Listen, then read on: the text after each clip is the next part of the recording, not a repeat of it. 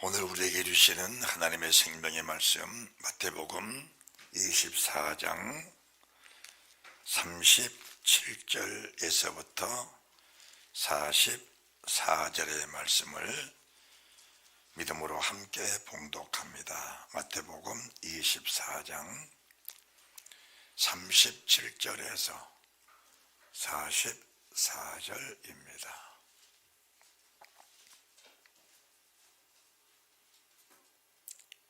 함께 믿음으로 봉독합니다. 노아의 때와 같이 인자의 임함도 그러하리라. 홍수 전에 노아가 방주에 들어가던 날까지 사람들이 먹고 마시고 장가들고 시집가고 있으면서 홍수가 나서 저희를 다 멸하기까지 깨달지 못하였으니 인자의 임함도 이와 같으리라.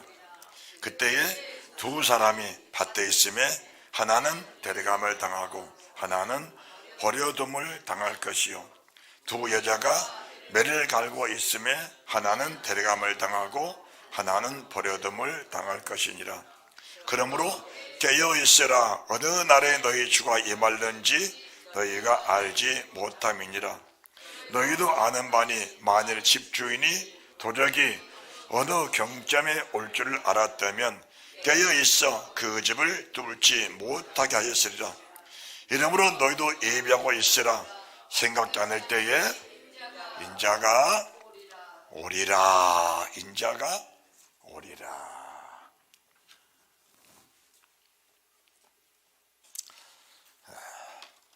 말씀의 제목은 주님 오실 길을 예비하라, 이런 제목으로 우리 주님께서 저희들에게 말씀해 주십니다.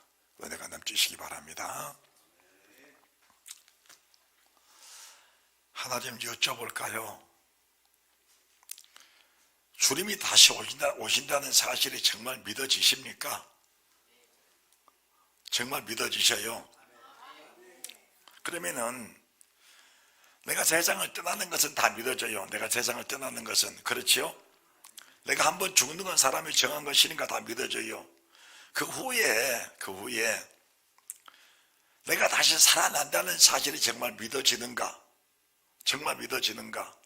내가 세상을 떠난 것은 당연합니다. 다 떠나는 거예요. 그래서 성경도 한번 죽는 것은 저에게 정한 것이요, 그 위에 심판이 있으리니 그 위에 부활이 있으리니. 이 심판이란 것은 산자 죽은 자를 심판하실 예수 그리스도를 말씀하는 겁니다. 그러니까 우리가 세상 떠나는 것은 다 아는 거예요. 그렇지요? 다 믿어지지요, 세상 떠나는 것은.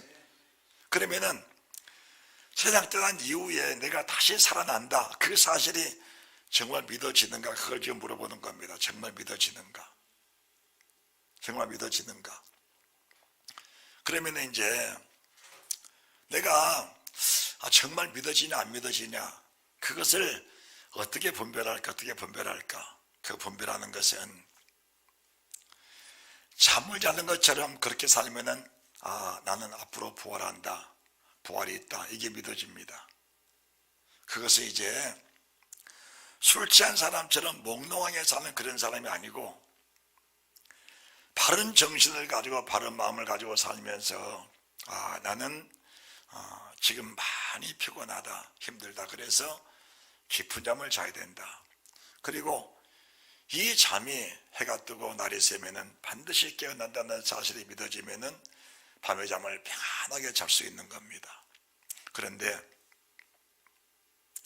내가 지금 잠을 자면은 아침에 못 깨어난다, 이렇게 정말 생각이 들면은 불안해서 밤잠을 잘 수가 없는 겁니다. 왜 그러냐? 우리가 장례를 치러보면, 내가 아주 어렸을 때 저는 그런 생각을 자주 했어요. 사람이 세상을 떠나면은 사람을 관에다가 집어넣고 뚜껑을 딱 닫더라고요.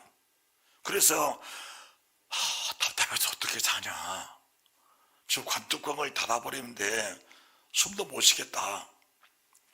그러고 보니까 또 사람을 갖다가 땅에다 또 묻어버려요. 그게 저는 어렸을 때 너무 두려웠어요. 너무 두려웠어요. 그게 어떻게 답답해서 어떻게 사나, 내가 정말 큰일 났다, 못 살겠다.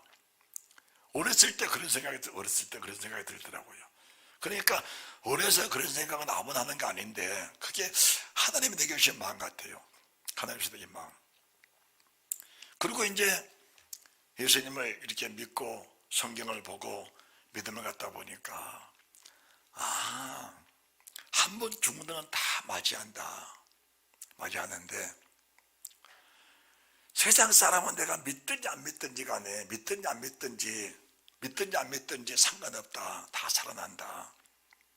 우리가 선한 사람도 악한 사람도, 믿음의 사람도 불신의 사람도 세상을 떠나고 나면은 다 살아납니다. 다 살아나는데,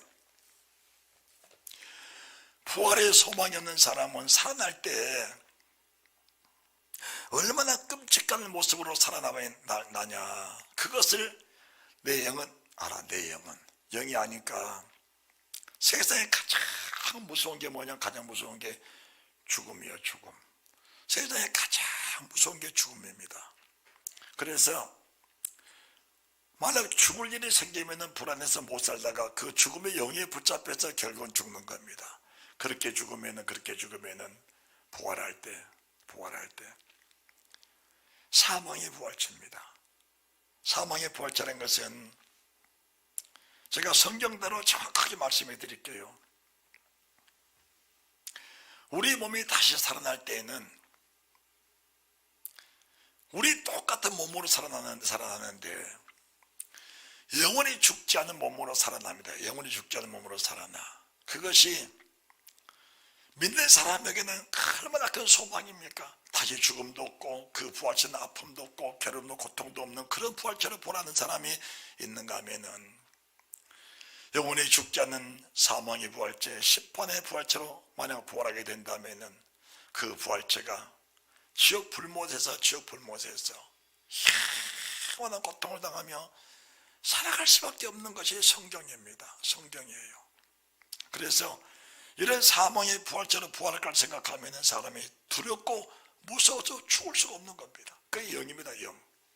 여러분들이 이제 주님의 제자들 그리고 믿음의 사람들의 모습을 보게 되면은 그 죽음을 맞이하는 자체가 꼭 신부가 신랑을 맞이하는 혼인잔치 날처럼 그 기쁨으로 그날을 맞이한 겁니다. 그게 그 주님의 제자들만 그렇게 했느냐. 지금 우리가 예배드리는 사람 속에서도 죽음이라는 것을 생각하면은 마음에 소망이 생기고, 하나님, 내가 언제가 내 영혼이 육체를 떠난 날이 떠나가리 있을 것인데 그날에 주님 내 영혼을 주님이 받아주십시오. 스데반 집사가 이 말씀을 명확하게 믿고, 그 스데반 집사는 어떤 사람이냐?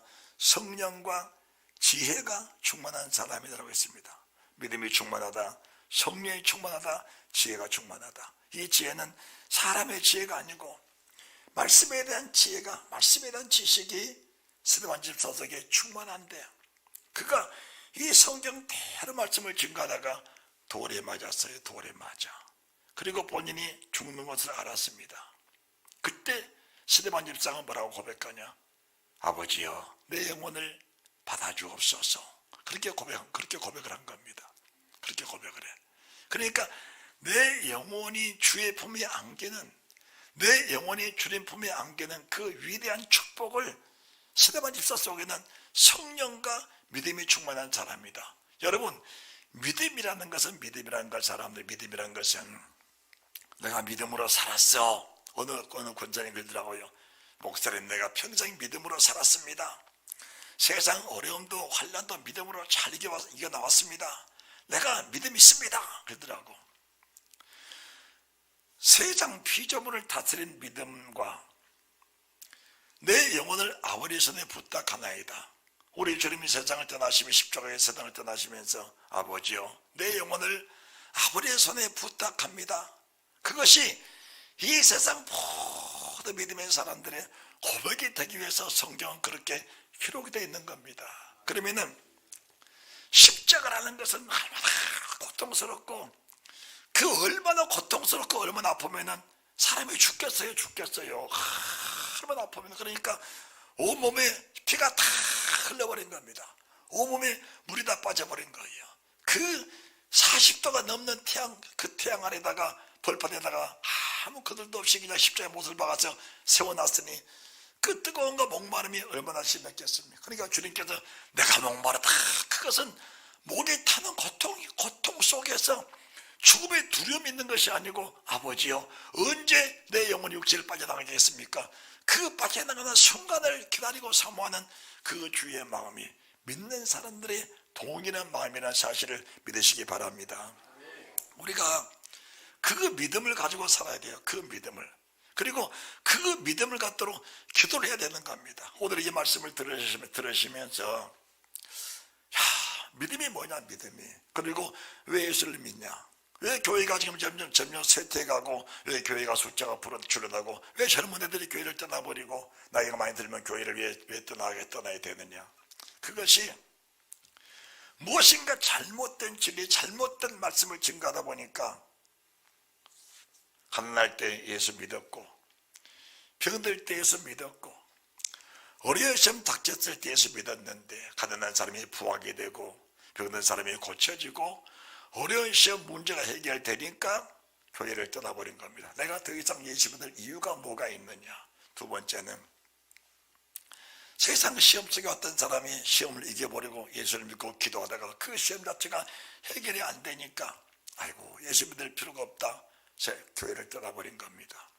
세 번째는 나이 많이 먹어서 지금까지 예수 잘 믿었으니까 이제 좀 쉬어도 괜찮겠지라는 잘못된 믿음 자체가 교회를 떠나게 만드는 요소다, 그 말입니다. 우리가 성경을 바로 알게 되면은 믿음이란 게 뭐냐. 믿음은 내 육체 속에 있던 영혼이 떠나가면서, 육체를 떠나면서 나를 구원하신 주님을 전적으로 시인하고 인정하면서 떠나는 그 자체까지를 가르쳐서 믿음이라고 하는 겁니다. 잘 들으세요. 그걸 믿음이라고 하는 겁니다. 믿음이라고 하는 거예요. 어떤 상황 속에서 불안할 수 있습니다. 사람이기 때문에. 근심할 수 있는 거예요. 고통할 수 있는 겁니다. 염려할 수 있는 거예요. 그런데 그 염려와 근심과 고통이 믿음보다 커져버리면은 지금까지 가지고 있던 실오라기만 한 믿음 자체도 소멸돼버리고 근심 걱정이 나를 사로잡고 그 근심 걱정이 나를 우울하게 만들고 불안하게 만들면서 결과적으로 믿음이 실족할 수 있는 그런 상황까지 갈 수 있다는 사실도 잊어서는 안 되는 것입니다. 믿음을 단순하게 먹고 사는 문제를 믿음이라고 말하시면 그건 좀 곤란합니다. 그것은 믿음을 만들어내기 위한 한 과정입니다. 우리가 세상을 살다 보면은 세상에는 수만 가지, 수천만 가지 문제가 세상 속에는 다 산적해 있습니다. 왜 하나님께서 세상을 창조할 때에 그 수많은 문제들을 만들어 놓으셨을까?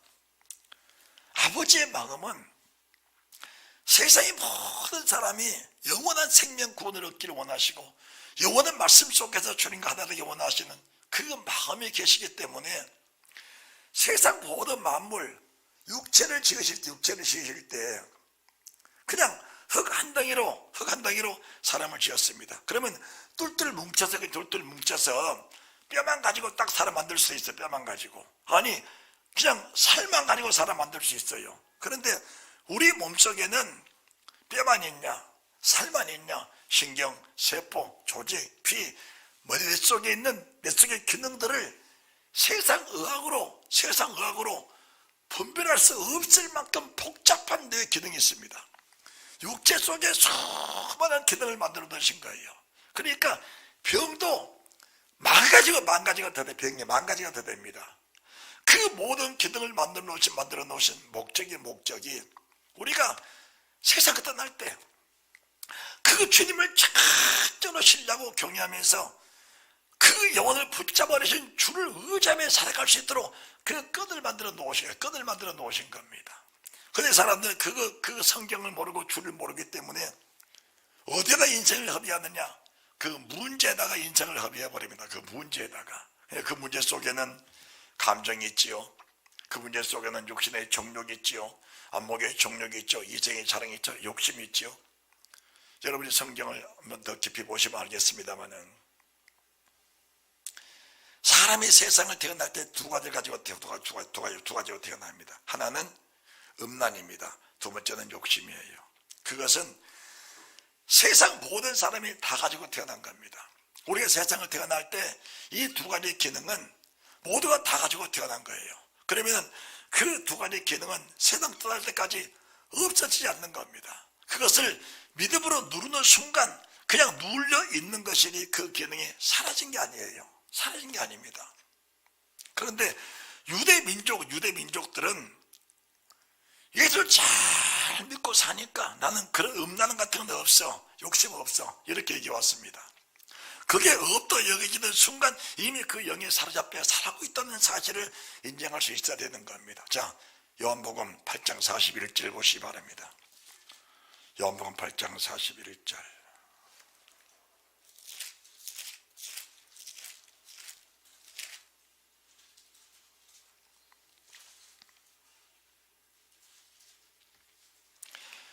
너희는 너희 아비의 행사를 하는도다. 대답하되 우리가 음란한데 나지 아니하였고 아버지는 한 분뿐이시니 곧 하나님이시로다. 우리는 음란한 데서 태어나지 아니했다.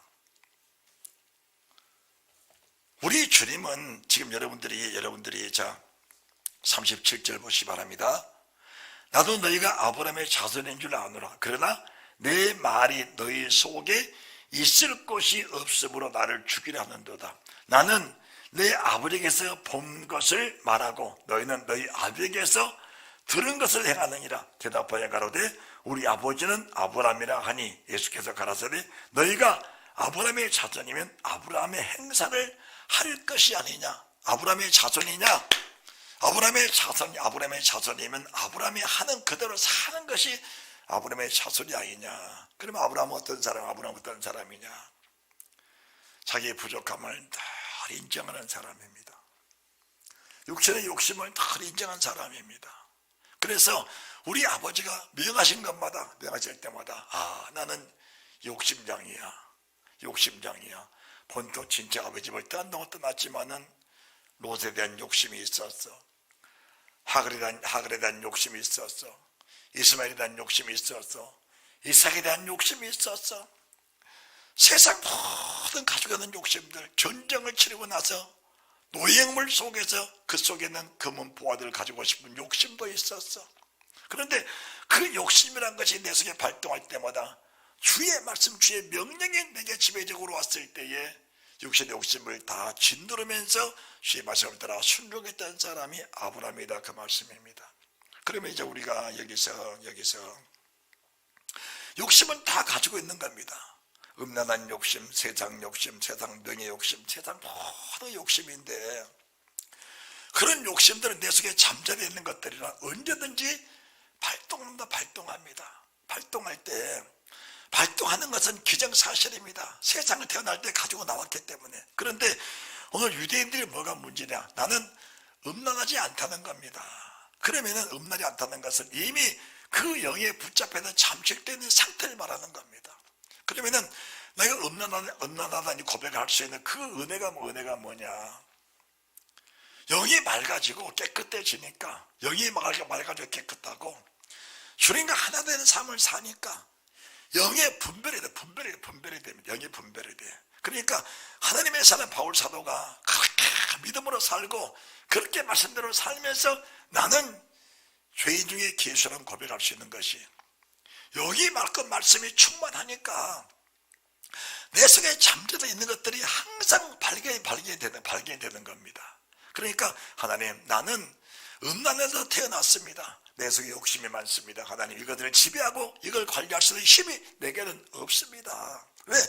내 속에 있는 것들은 내가 오히려 나를 즐겁게 합니다. 인간의 음란이 나를 즐겁게 하고 사람이 욕심이 나를 만족케 하고자 하는 그런 것들을 채우고 살고자 하는 인간의 욕심 속에서 이것을 떠날 수 있는 길이 오직 다 버리고 십자가에서 옷 한 돌, 팬티 하나까지 벗어 던져버리시고 알몸으로 쌍떠나신 그 주를 보면서 그 주님이 내 속에 들어오셨을 때 세상의 음란과 세상 욕심을 지배하시는 힘이 그 속에 생긴다는 사실을 믿으시기 바랍니다. 우리 주님이 세상에 태어나셔서 주님나라 가기까지 모든 생이 세상 모든 사람이 구원받는 시뮬레이션을 그대로 보여준 겁니다. 욕심들을 다 내려놓으셔야 됩니다. 그런데 참 송구한데 기도를 많이 한 사람들이 욕심이 자꾸 쌓여갑니다. 왜 그러는가? 무엇을 먹을까? 무엇을 마실까? 무엇을 입을까? 염려치도 말고 구하지도 마라 하셨는데 왜 기도를 합니까? 그것 때문에 기도를 합니다. 그러니까 다스려져야 할 육신의 욕심, 영광의 부활체로 나와야 할, 영광의 생명의 부활체로 나와야 할 그 부활체를 사모하는 것이 아니고 내 속에 근본이 들어있는 이 욕심을 기도로 자꾸 키워가는 겁니다. 그러면은 우리는 말로는 믿음으로 첫째벌에 참여한 자, 영생이 있다, 영본이 있다, 나는 부활체로 다시 나올 것이라 사실을 고백을 하면서도 심령 자체는 정말 천국이 희미하게 있을 뿐 천국의 실체 안에 속에 그렇게 선명하지 않다는 겁니다. 선명하지 않아. 우리가 이제 부활주를 맞이해서 사람들이 부활절에 계란이나 먹고 메마른 나무에 싹이 난 것이나 보고 겨울에 잠들었던 꽃이 빔을 보면서 그걸 부활체라고 말하는데 그렇게 부활체를 말하면 안 되는 거예요. 부활체가 얼마나 중요하냐. 부활체는 한 생명은 천하보다 귀하다. 그 천하보다 귀한 생명체가 부활체입니다. 그게 부활체입니다. 만약에 우리가 이 땅에 짤막한 인생을 살아가면서 이 부활체를 준비하지 못하면은 차라리 너는 세상에 나지 않았다면 좋을 뻔하였다. 주님이 얼마나 가슴이 아프셨으면은 유다야, 너는 차라리 사람으로 태어나지 않았으면 더 좋을 뻔하였다. 내 제자인데 그 제자 가론 유다도 자업비난기 원했고 영생을 원했고 천국을 원했고 당신이 하나님의 아들이십니다. 내가 당신의 목숨을 버리겠습니다. 그 고백을 주님을 팔아먹기 전까지 거꾸로 차베껴 창자가 터지는 그 순간까지 주님을 주님으로 고백을 했습니다. 은삼십의 주를 팔아먹고도 양심의 가책을 느끼면서 자기 속에 말씀이 계시기 때문에 양심의 가책을 느끼면서 은삼십을 팔아먹고 양심의 가책을 느끼면서 은을 다시 던져버렸던 그 유다였지만 결과적으로는 영생의 열매를 맺지 못한 모습을 보면서 믿음이 무엇이라는 것을 다시 한번 우리가 새롭게 찾아낼 수 있는 그가 있으시기를 바랍니다. 오늘 본문의 말씀을 다시 보시는데 요한복음 8장 말씀을 조금 더 보시고 너희는 너희 아비 행사를 하는도다 대답하되 우리가 음란한데 나지 아니하였고 아버지는 한 분뿐이시니 곧 하나님이시로다 라고 합니다. 43절 어찌하여 내 말을 깨닫지 못하느냐 이는 내 말을 들을 줄을 알지 못함이로다. 어찌하여 내 말을 깨닫지 못하느냐 이는 내 말을 들을 줄을 알지 못함이로다. 근본이 육신의 욕심을 가진 사람들은 모든 말씀을 육신의 욕심 속에다가 다 초점을 맞춰버립니다. 자기 목적을 말씀을 들을 때마다 나는 깨달았어. 이 말씀이 믿어져. 그 말씀을 육신의 욕심 속에다 다 표대를 맞춰버립니다. 그러니까 그 기도가 더 강력한 육신의 욕심 쪽으로 더 쏠리게 되는 겁니다. 말씀을 깨닫지 못한 사람의 결과입니다. 잘 들어야 됩니다. 잘 들어야 돼요. 너희는 너희 아비 마귀에게서 났더니 너희 아비 욕심을 너희도 행하고자 하느냐. 저는 지금부터 살아난 자여 진리가 그 속에 없으므로 진리에 서지 못하고 거짓을 말할 때마다 제 것으로 말하나니 이는 자가 거짓말장이요 거짓 아비가 되었음이로다. 내가 진리를 말함으로 너희가 나를 믿지 아니한도다. 너희 중에 누가 나를 죄로 책잡겠느냐. 내가 진리를 말하며 어찌 나를 믿지 아니하느냐. 하나님께 속한 자 하나님의 말씀을 듣나니 너희가 듣지 아니하면 하나님께 속하지 아니하였음이로다. 참 이 말씀은 참 기가 막힌 말씀입니다. 아주 어떻게 보면은 가히 해석하기가 두려운 그런 말씀입니다. 믿는 사람들, 유대인들, 아브라함의 자손들, 믿음 좋다고 자랑하는 그 사람들, 나는 음란하지 않다, 욕심 없다고 말하는 그런 사람들 속에 말씀하신 주님이신데 이 말씀을 감히 어떻게 증가시켰느냐 그 말씀이십니다. 여러분들 잘 분별하시기 바랍니다. 잘 분별하시기 바랍니다. 세상 것으로 소망을 가지고 세상 것에 기쁨을 가지고 세상 것에 만족을 가지고 살고자 하는 사람들은 진리의 말씀 아무리 들어도 그 말씀 속에 한 점 한 획도 들어가지 못합니다. 다 내려놓으셔야 진리가 내 속에 들어올 수 있다는 사실도 믿으시기 바랍니다. 다시 마태복음 24장입니다.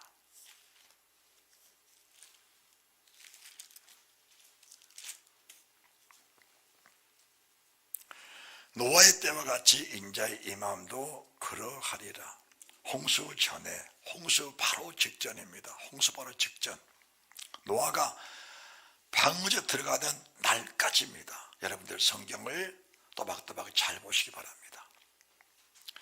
홍수 전에 노아가 방주에 들어가던 날까지입니다. 날까지. 그 날까지입니다. 그러니까 우리 믿음이 노아의 믿음처럼 되어야 되는데 노아의 믿음은 어떤 믿음이냐? 홍수 전에 노아가 방주에 들어가던 날 그때까지 믿음을 지키면서 아버지가 명하신 그 모든 명령을 그대로 실천했던 사람이 노아입니다. 성경을 보면서 내 믿음이 노아는 노아니까 그렇지, 그 시대 사람이니까 그렇지, 왜 그 시대 사람 노아를 지금 이 현실 속에 2026년 4월 5일 왜 오늘 이 말씀을 제게 주냐 그 말씀이십니다. 이 말씀은 영원 불변하신 하나님의 살아계신 말씀이십니다. 그 시대에 노아나 오늘 이 시간에 지금 이 말씀을 듣고 있는 내 자식이나 똑같은 사람이라는 사실을 믿으면서 노아가 방주를 예비하고 방주에 들어가던 그날까지, 따라합시다. 그날까지. 예, 그날까지입니다. 그 시간까지입니다. 그 시간까지입니다. 그날까지, 그 시간까지. 이 말씀을 그대로 순종을 한 겁니다. 자, 그러면은 홍수 전에 노아가 방주에 들어가던 날까지 사람들이 뭘 했냐? 먹고 마시고 장가 들고 시집 갔습니다. 이게 뭐가 죄냐? 이게 뭐가 죄냐? 이건 계명이 아닙니다. 이건 계명이 아니에요. 사람의 살아가는 근본입니다. 그러니까 내가 사람을 세상에 태어날 때 어떻게 태어났느냐? 그 태어난 모습을 그냥 가지고 그냥 그렇게 사는 겁니다. 그것이 멸망인 거예요. 내가 세상을 태어날 때 음란과 욕심을 가지고 태어났습니다. 그러니까 그 음란과 욕심을 가지고 때때마다 아기 낳고 자식 낳고 육체의 욕구를 따라서 먹고 마시고 시집가고 장가가면서 사는 자체가 뭐가 죄냐? 그게 뭐 죄냐? 그걸 죄라고 말하는 게 아니고 그걸 육신의 사람이라고 말한 겁니다. 육신의 사람이라고 말하는 거예요. 그러니까 육체에 속한 사람, 육신에 속한 사람이 영생에 간다는 것은 하나님께서 아예 말씀하지 않으셨습니다. 아예 말씀하지 않으셨어요. 그러니까 육신으로 난 이 사람들이 물과 성녀로 거듭나지 아니하면 노아처럼 될 수 없는 겁니다. 노아처럼 될 수 없는 거예요. 자, 우리가 창세기 6장을 한번 다시 보십시다. 창세기 6장을. 마태복음 24장 그대로 다시 또 들어올 겁니다.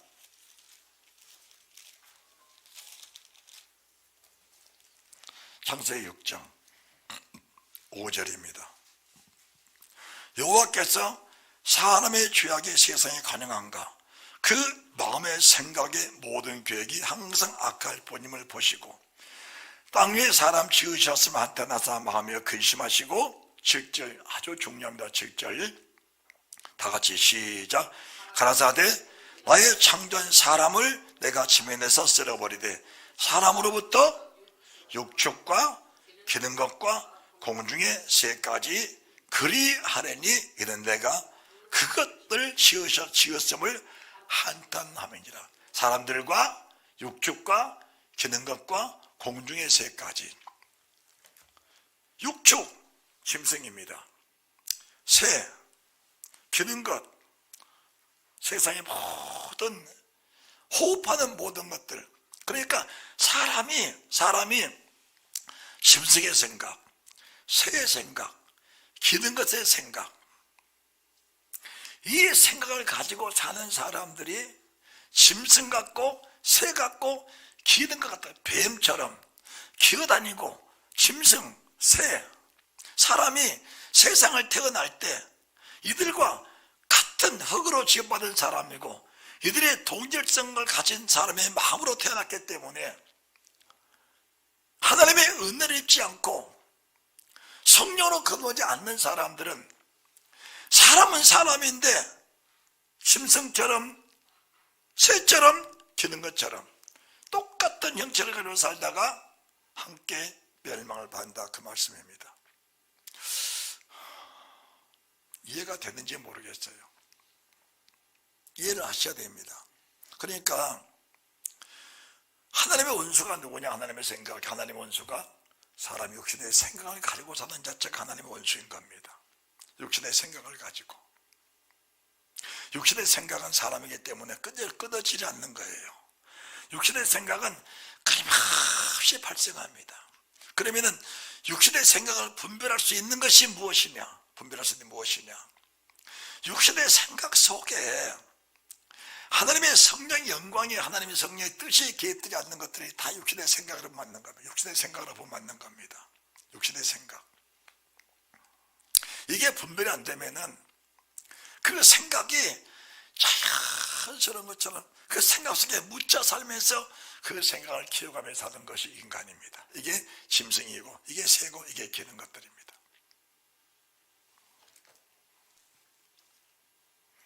8절입니다. 그러나 노아는 여호와께 은혜를 입었더라. 왜 은혜를 입었을까? 왜 은혜를 입었을까? 사람, 육축, 기는 것, 공중의 새. 그렇게 사는 모든 사람 속에서 하나님 노아를 찍어내서 너는 내가 은혜를 주마, 이렇게 말씀하셨을까? 그러면 그 하나님은 공평치 않는 하나님이십니다. 그러면은 공의로운 하나님이 아니십니다. 공의의 하나님이 아니셔요. 그 많은 사람들 속에서 노아가 어떻게 살았을까? 노아가 저렇게 사는 것은 하나님의 사람을 지으신 창조의 목적이 아니야.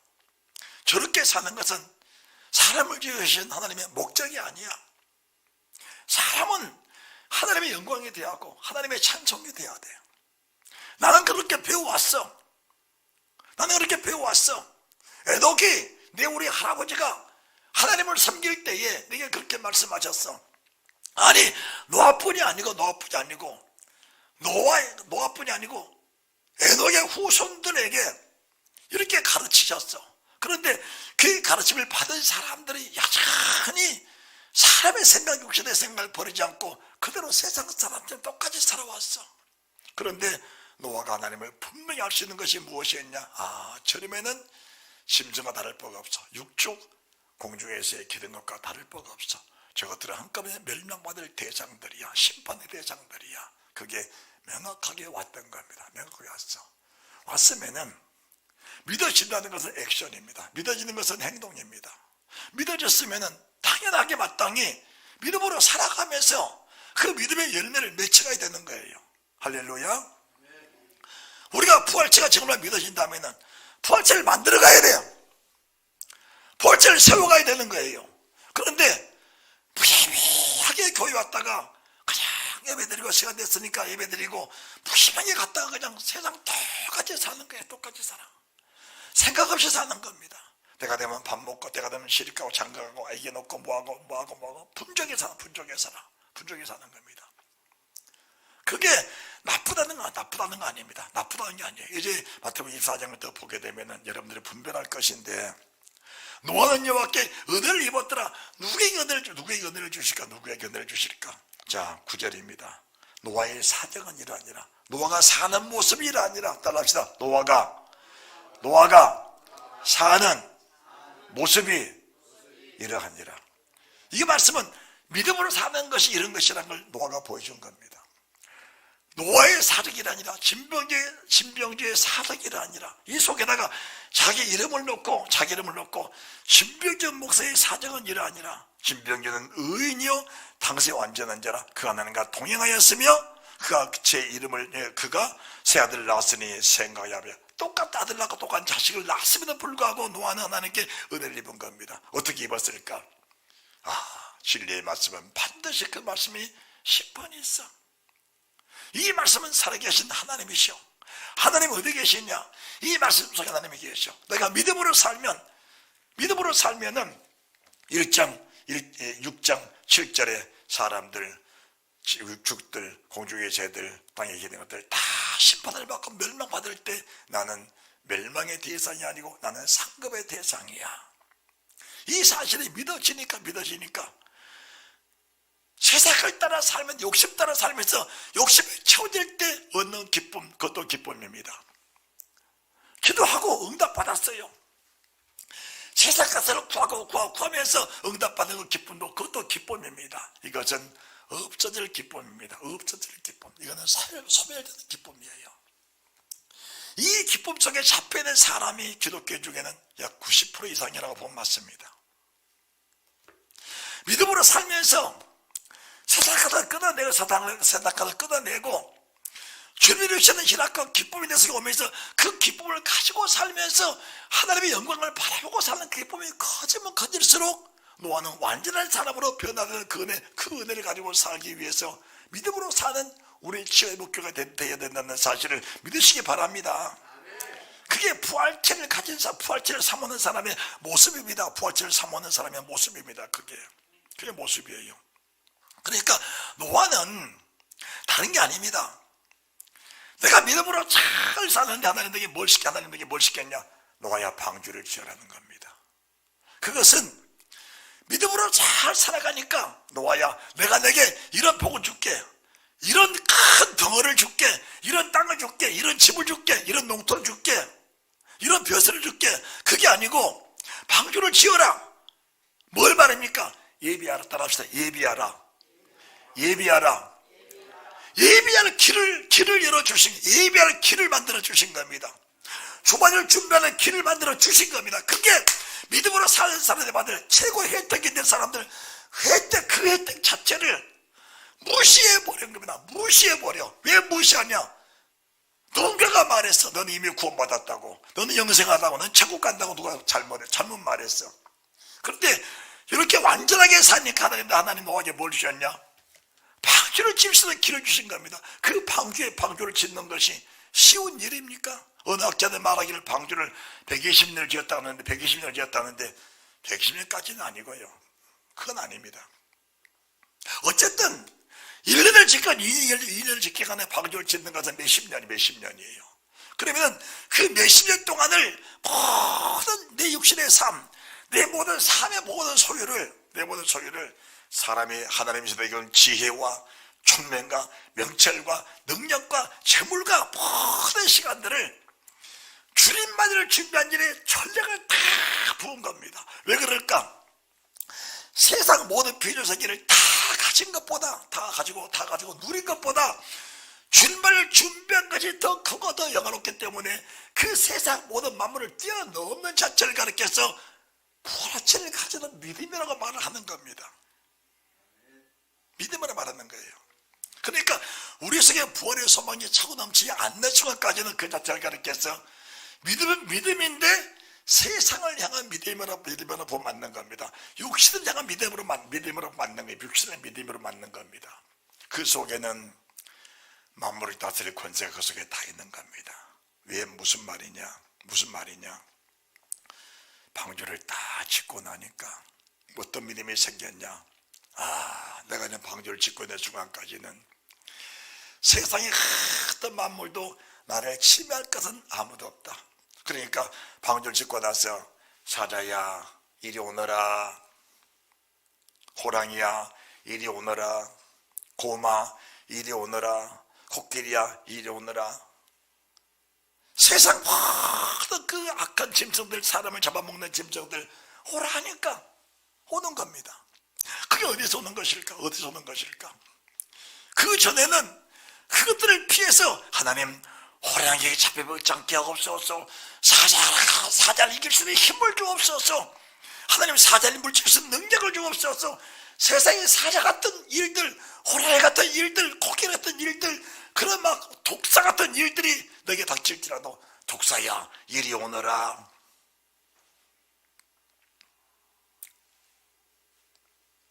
믿음이 뭔지를 좀 분별해 되셔야 됩니다. 믿음이 무엇인지 분별해 돼야 됩니다. 그것들이 노아가 부르는 짐승마다 어린 양처럼 다 고개 숙여온 겁니다. 머리 숙이고 들어가거라, 저기가 있어라, 여기가 있어라, 너 있을 곳은 여기다, 너 있을 곳은 여기다, 절대로 호랑이야 양을 잡아보면 안 된다, 사자야 어린 토끼 잡아보면 안 된다, 내가 주는 것만 먹어라. 예.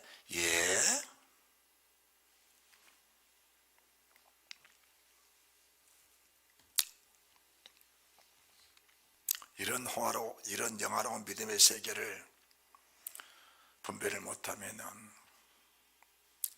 늘 세상의 종이 되어 살면서 세상의 종으로 타고 살 수밖에 없는 겁니다. 다시 마태복음 24장을 보십시다.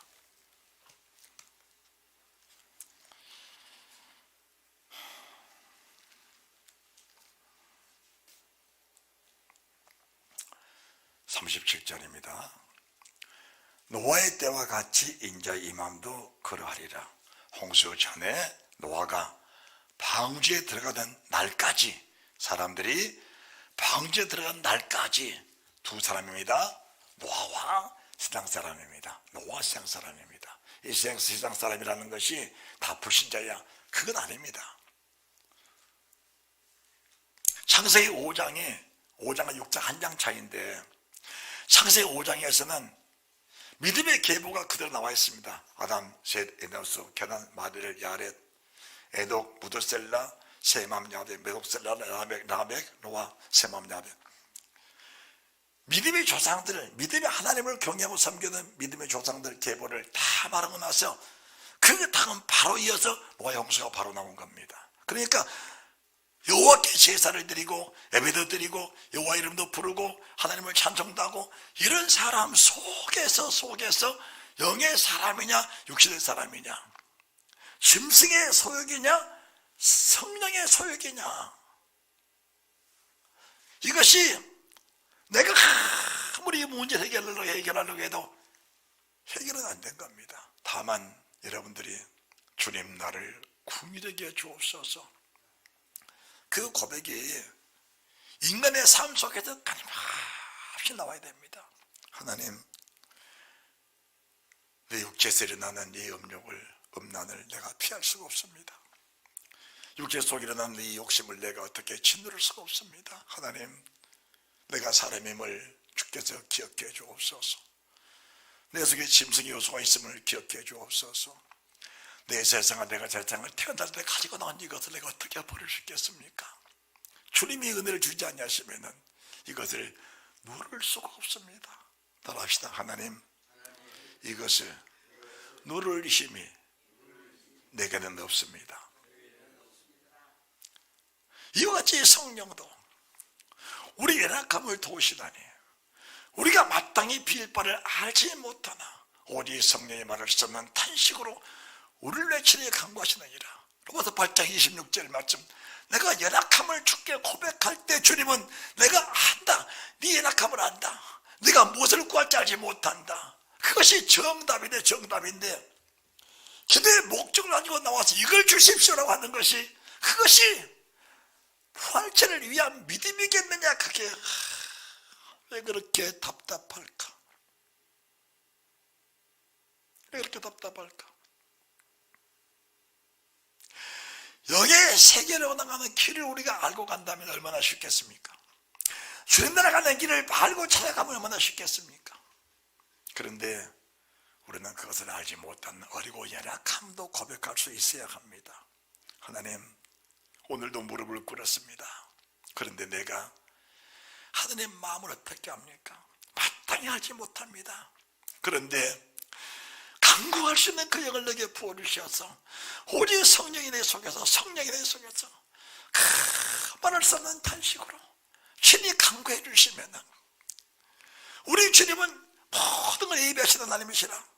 노아가 방주에 들어가는 날까지 하나님은 그에게 뭘 주셨어요? 은혜를 주셨습니다.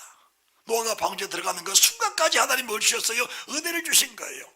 하나님, 이 은혜를 내게 부어주옵소서. 이 은혜를 부어주옵소서. 이 은혜를 받고 나면은 인생의 삶이 바뀌는데 그래도 괜찮겠느냐? 이 은혜를 받고 나면은 네가 가는 길이 바뀌는데 그래도 괜찮겠느냐? 그렇잖아요. 육신으로 사던 삶이 영으로 삶으로 영의 세계 삶으로 바뀌었는데 그래도 괜찮겠느냐? 그 속에서 참된 것들을 찾다 보면은 그보다 더한 세상은 없다는 사실이 믿어지게 될 겁니다. 그 속에서 참된 것들을 찾을 수 있는 그런 길이 CD를 아는 것이라는 겁니다. CD를 모르니까 내 말 어떻게 들을 수 있겠느냐? 말씀을 들을 줄 모르는데 어떻게 내 말을 이해할 수 있겠느냐? 그 주님의 답답함이 얼마나 심하시면은 너희가 아브라함의 자손이면 아브라함의 행사할 것이거늘 너희가 너희 아비의 욕심에서 태어나서 음란하지 않고 욕심이 없다고 하는데 내가 어떻게 네가 손을 대서 너를 치료하겠느냐? 내가 고칠 수가 없다는 겁니다. 고칠 수가, 치료가 불가능하다. 그대로 계속 머물러 있으면서 구원받았다 하는 것은 창도 뚜껑을 딱 닫아놓고 에다가 물만 때려 붓는 겁니다. 창도 뚜껑을 딱 닫아놓고 위에서 물만 붓는 거예요. 겉들은 물을 쫙 흘러내지만 속에는 아무것도 없어. 빈털털이야. 아무것도 먼지만 납니다. 그것이 영생이겠느냐? 그건 아니라는 겁니다. 그건 아니라는 거예요.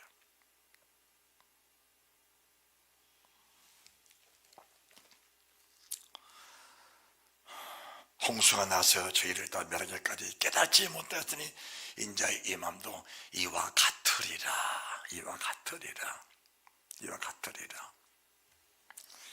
참 부활체를 말씀하다 보면은 끝도 없습니다. 이 부활체 설교와 그 물질 설교가 설교 중에 클라이막스야. 최상의 설교입니다. 그런데 이 부활체 설교와 물질 설교를 하다 보면 사람들이 반감을 가집니다. 왜 그럴까? 도저히 감당할 수 없는 말씀을 하니까. 그냥 유대민족들이 이 말씀하니까 돌을 들어서 주님을 죽이려는 겁니다. 돌을 들어서 주님을 치려고 하는 겁니다. 유대민족들이 아브라함의 자손이라는 사람들이 이 말씀하니까 돌을 들고 주님을 치려고 한 거예요. 이 말씀에 파고들고 스며들기만 하면 이 말씀은 정말 세상 이런 말씀이 없는 것인데, 그러면서 이제 말씀을 조금 더 보십니다. 40절입니다. 40절. 그때 두 사람이 밭에 있음에 하나는 대대함을 당하고 하나는 버림을 당할 것이요, 두 여자가 멸가하고 있으면 하나는 대대함을 당하고 하나는 버림을 당할 것이라. 밭에 있으면, 자, 무슨 목적을 가지고 밭에 있느냐? 무슨 목적을 가지고 지금 밥을 지으려고 하느냐? 무슨 목적을 가지고 지금 밭에 가서 일을 하느냐? 무슨 목적을 가지고 회사를 다니고 있느냐? 무슨 목적을 가지고 지금 회사를 운영하고 있느냐? 무슨 목적을 가지고 사업을 하고 있느냐? 무슨 목적을 가지고 돈을 벌려고 하느냐? 무슨 목적을 가지고 지금 내가 꿈을 꾸고 계획하고 있느냐? 데려감을 당할 사람들과 버러짐을 당할 사람 일은 똑같습니다. 똑같아요. 성경을 들고 설교하는 사람도 똑같습니다. 무슨 목적을 가지고 설교를 하느냐? 무슨 목적을 가지고 똑같습니다.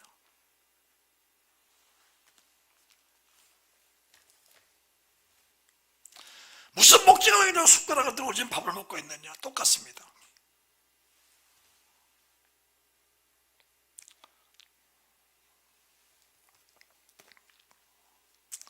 그러면은 답이 뭐냐? 답이 42절입니다.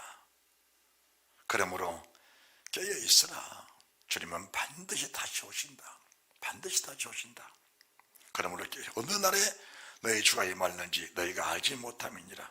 너희도 아는 바니 만일 집주인이 도적이 어느 경쯤에 올 줄 알았다면 깨어 있어 그 집을 뚫지 못하게 하였으라. 그러므로 이런 너희도 예비하고 있으라. 생각지 않은 때에 인자가 오리라. 그 다음부터 45절부터는 주의 종들의 목회에 대해 말씀하신 겁니다. 충성되고 지혜는 종이 되어 그 집사람들마다 때를 따라 이 말씀, 생명의 말씀을 줄 자가 누구냐? 이런 사람들은 정말 복이 있다. 그런데 세상에 똑같은 사람처럼 먹고 마시고 쉬고 잠깐 일에 설교를 하고 그 말씀을 성도들에게 뿌려준 그 사람은 결과적으로는 화가 있다. 결과적으로는 많이 매를 맞을 것이다. 매를 많이, 이 말이 매를 많이 만다는 것은 우리 매를 먹고 있을 것이다. 그렇게 보면 맞습니다. 충성하고 지혜로운 종은 영원한 상급, 영원한 기쁨, 영원한 쾌락, 희락 속에서 영원한 영생을 누리며 살 것이다. 여러분들 이제 분별하셔야 됩니다. 그리고 결단하셔야 됩니다. 나는 인생의 끝자락이다. 나는 지금 요단 앞에서 강만 건너면 된다. 그 믿음을 가지고 살아가는 은혜가 있으시기 바랍니다. 따라합시다. 나는 지금 요단강 앞에 서 있다. 예.